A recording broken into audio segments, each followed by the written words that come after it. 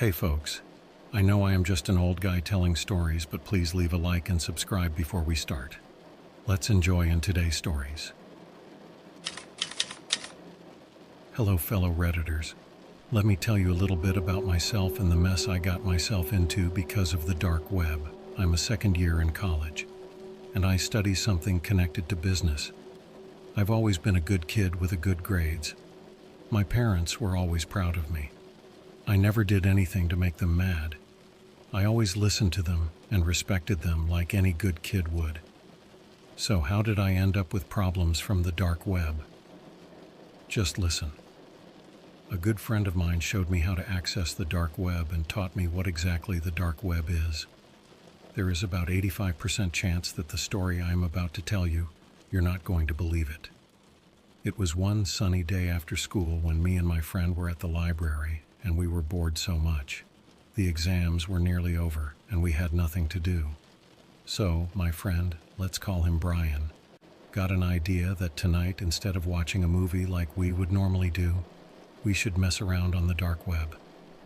I was kind of skeptical at first, but then the curiosity got the best of me. I said, why not, man? The exams were over. We were bored. What else can we do? So, I agreed. Later that night at about 9 p.m. he came to my apartment. He brought his laptop as well. This dude was a complete computer genius. He knew everything about computers. He knew how to access the deep web. He knew about VPNs. He knew about Tor. He knew how and what to search on the dark web. Basically, this dude knew everything. And of course, what friend would he be if he did not teach me the dangerous stuff he knew, right? So at first we were just scrolling around, and we found nothing interesting. So after about an hour of scrolling around, we found some disturbing videos, disturbing images, and some legal and not so legal goods. But we were not interested in anything illegal. We were just here for the fun, and we were just messing around to pass the time. After scrolling for a long time, we were tired, so I went to the kitchen to grab a drink. And then I heard my friend yelling my name. He said, "Come here, come here." I found something interesting. Finally something interesting, man. You're not going to believe this. He found the game on the dark web. The dark web game claimed that it can summon spirits and monsters and even demons if you play it directly to your home. Of course, I did not believe in the supernatural. I was more of a science guy. I believed in science. I believe in what I could see. So anyway, this game was like a puzzle game where you needed to solve puzzles in order to pass on to the next level. This was all written in the description of the game. The only problem we had before we played the game was that we needed a webcam. A game on the dark web is sketchy enough, now a webcam that is a really big red flag, my friend Brian said. So he passed the ball to me. He said, "If you are up for it, we will do it."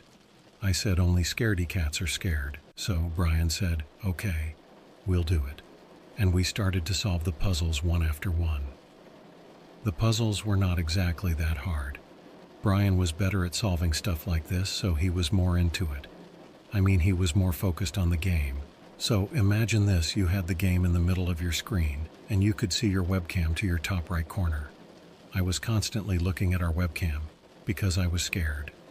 I'm not going to lie. And then it happened. Something passed behind us, something transparent and white, something like a spirit or a ghost. But I did not believe in ghosts, and I thought I was just seeing things, so I ignored it. But not totally. I kept on looking in the webcam while Brian was solving the puzzles. He solved about 23 of them, and there were about 38. Then it happened again. Something passed behind us again. So this time I touched Brian and told him, "Dude, something is happening." Something passed behind us a couple times. He said, "Don't screw with me, dude. I know you. You want to make jokes now. You want to scare me."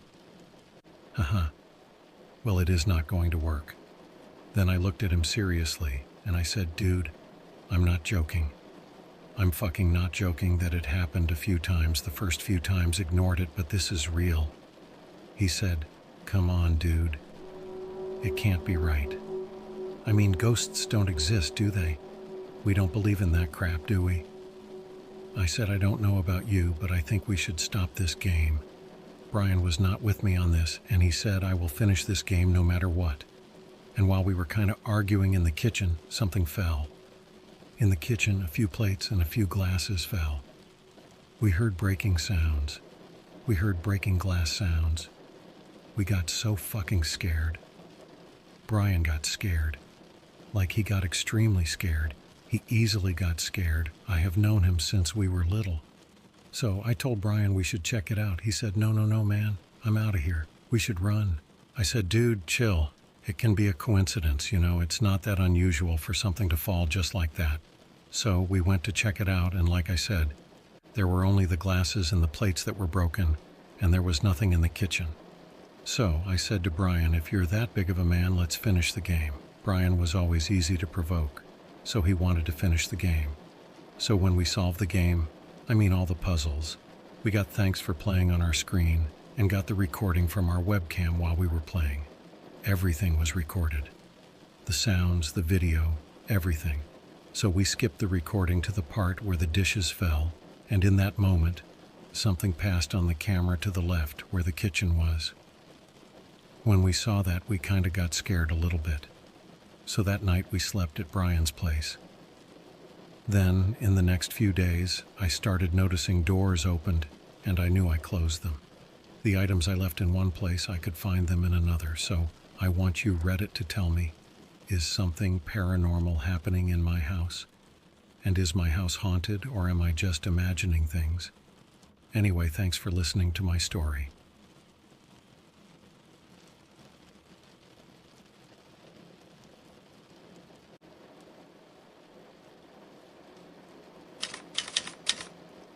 It all began on one of those nights where I found myself aimlessly surfing the internet. The kind of night where you're bored, but not quite tired enough to sleep. That's when I stumbled upon a peculiar thread in a forum that I usually never visited. The thread was titled something like Hidden Connections Dark Web Reunions. Now, I've always been intrigued by the dark web, not in the sense of doing anything shady, but more out of curiosity about what lies beyond the surface internet.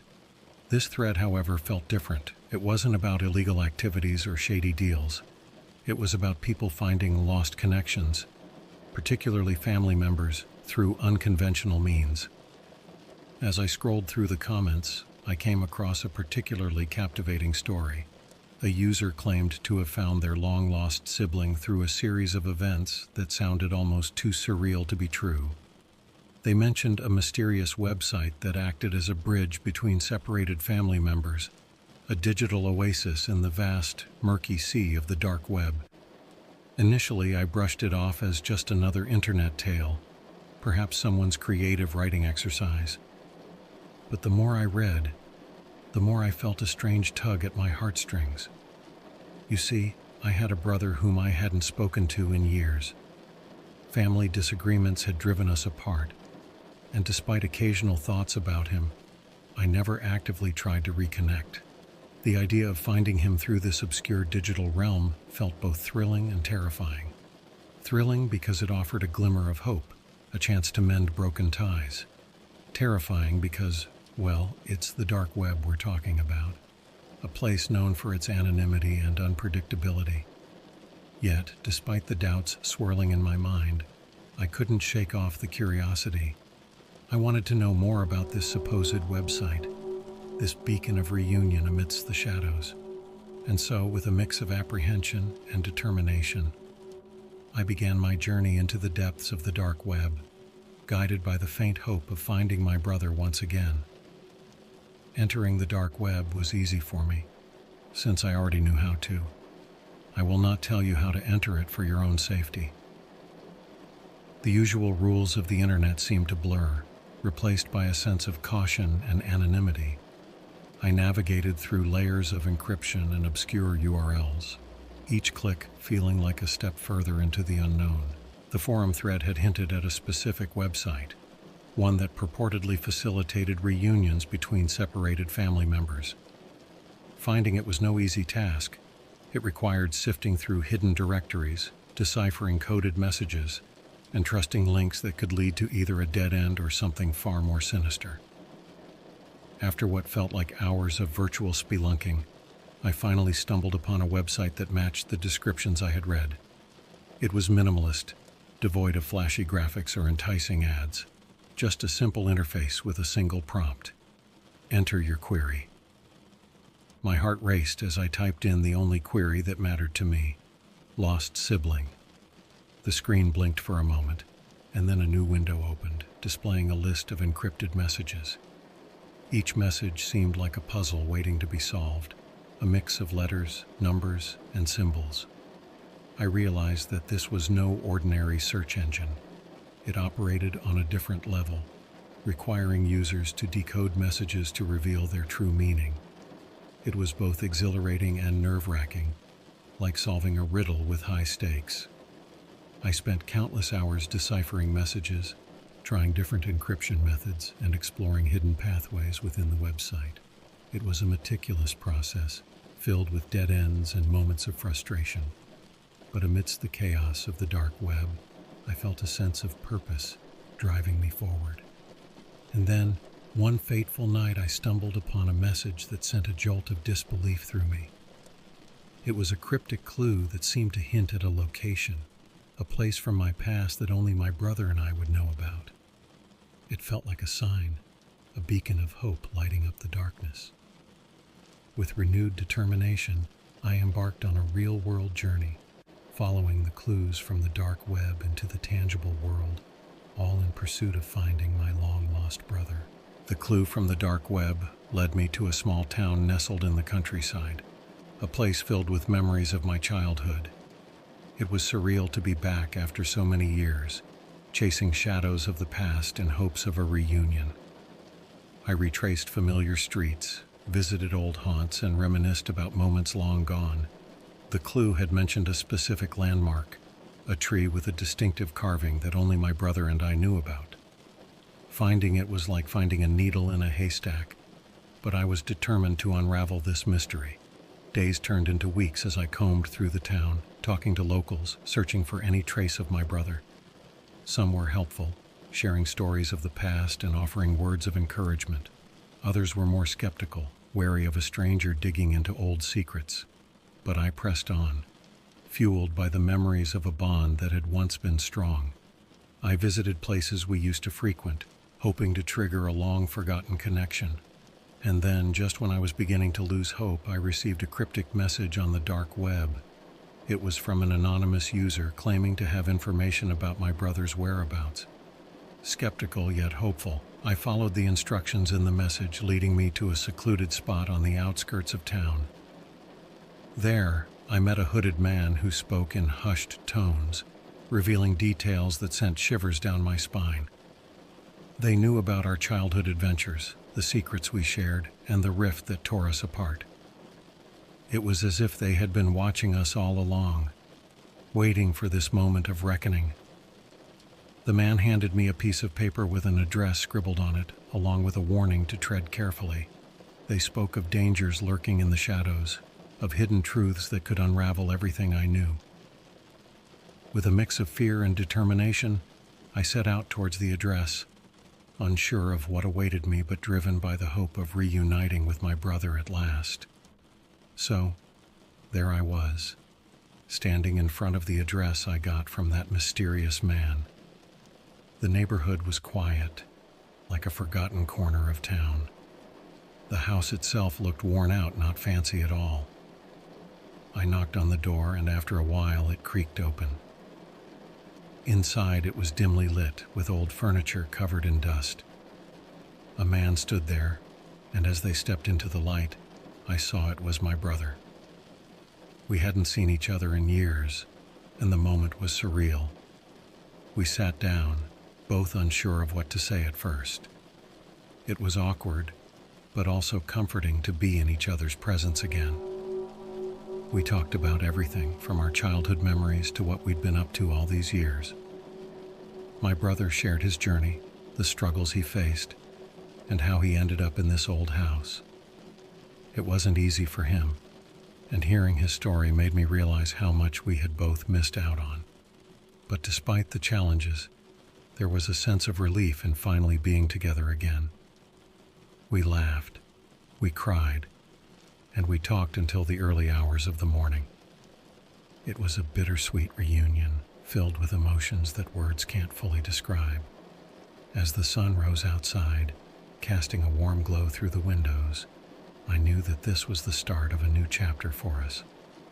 Finding my brother through the dark web was unexpected, but it brought us back together in a way I never thought possible.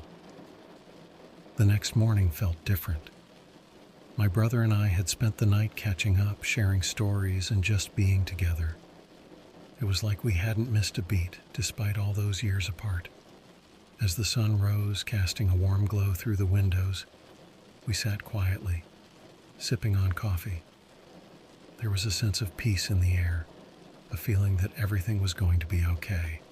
We talked about our plans moving forward, about staying in touch and not letting time slip away from us again. It was a promise we both intended to keep. Before I left, I thanked him for reaching out to me through the dark web. It was a risky move, but it brought us back together, and for that I was grateful. Walking away from that old house, I felt a mix of emotions. There was relief, knowing that we had finally found each other again. And there was hope, a sense of a new beginning. The dark web, with all its mysteries and dangers, had led me to this moment of reunion. It was a reminder that even in the darkest of places, there can be light and connection. So as I stepped back into the world, I carried with me a renewed appreciation for family and the power of never giving up hope. My journey through the dark web had come full circle, and I was ready to embrace this new chapter with my brother by my side.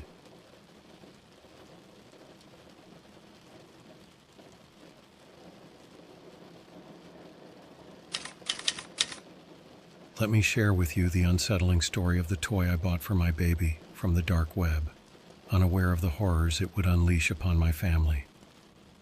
It all began innocently enough. I was scrolling through the dark web marketplace, looking for unique and affordable items. As a new parent, I was always on the lookout for toys and gadgets that would entertain and stimulate my child. That's when I came across a listing that caught my eye. A vintage-looking doll with intricate details and a promise of interactive features. The seller claimed it was a limited edition item, only available on the dark web, and guaranteed to bring joy to any child. Intrigued by the novelty and the reasonable price, I decided to make the purchase.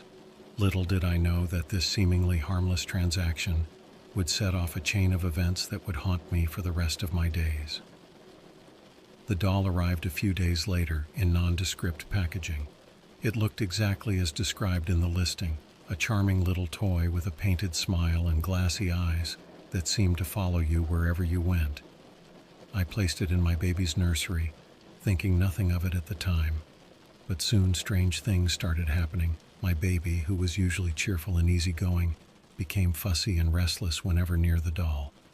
She would cry uncontrollably, reaching out as if trying to avoid the toy. At first, I dismissed it as a phase, attributing her behavior to teething or sleep disturbances. But as days passed, her distress seemed to intensify whenever the doll was around. It was as if the toy exerted a malevolent influence, casting a shadow over our once peaceful home. I noticed other odd occurrences as well. Objects would inexplicably move or disappear. Strange noises echoed in the dead of night, and an oppressive atmosphere hung in the air, suffocating and unsettling. I tried to rationalize it, blaming it on stress or lack of sleep. But deep down, I couldn't shake off the feeling that there was something terribly wrong with that doll, something sinister lurking beneath its innocent facade.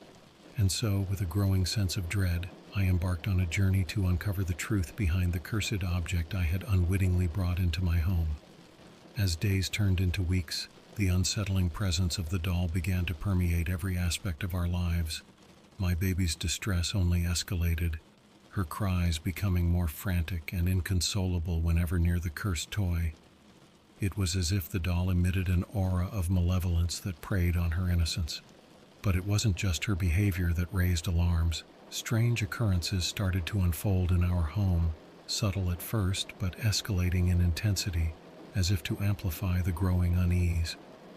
Objects would inexplicably move from their usual places, unsettling noises echoed through the halls in the dead of night, and an oppressive atmosphere settled over our once peaceful abode like a thick fog.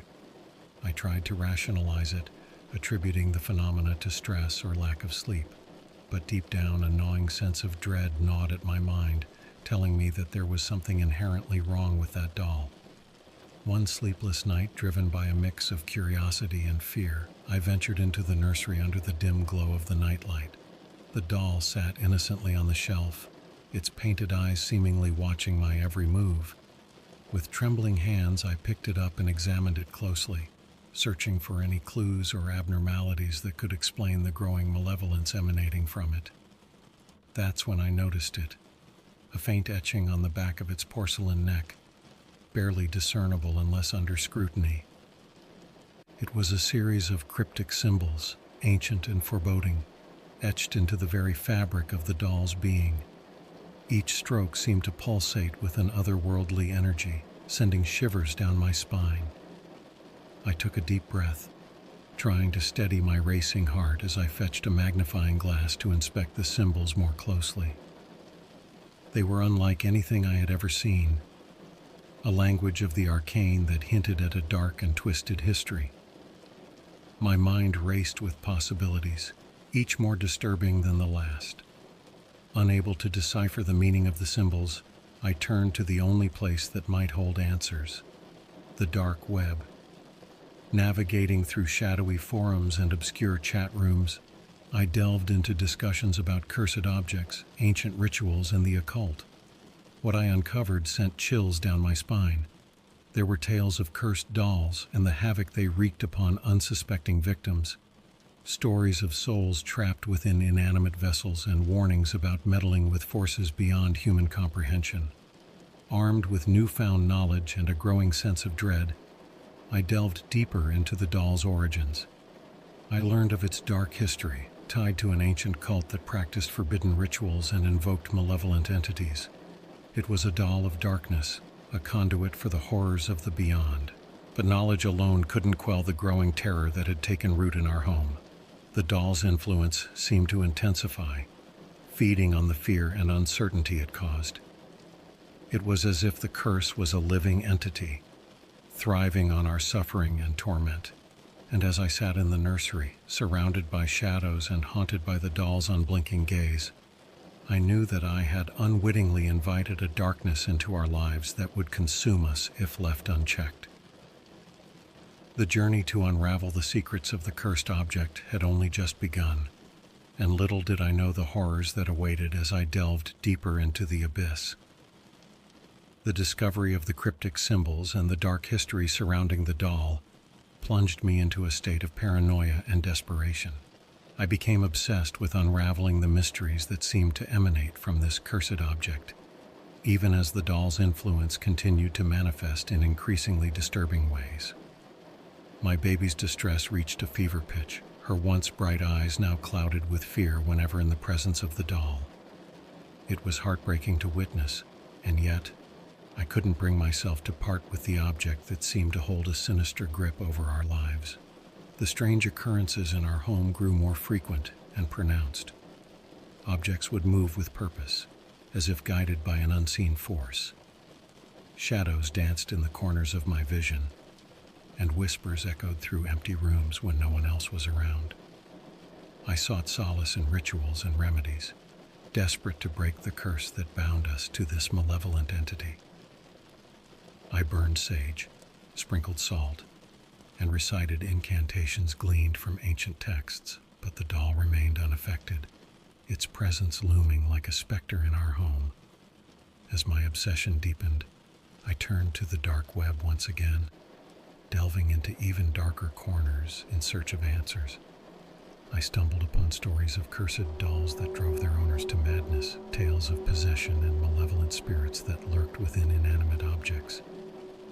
It was during one of these late-night forays into the depths of the dark web that I received a message, a cryptic invitation to a secluded location where the secrets of the doll's curse would be revealed. Driven by desperation and a thirst for answers, I followed the instructions in the message, venturing into the unknown with trepidation gnawing at my insides. The location led me to an abandoned house on the outskirts of town, its dilapidated facade a stark contrast to the darkness that lay within. Inside, I was greeted by a hooded figure, their features obscured by shadows. They spoke in hushed tones, revealing the true nature of the doll's curse, a pact forged with a malevolent entity in exchange for power and immortality. The figure warned me of the dangers that lay ahead, of the insidious nature of the curse that bound the doll to our lives.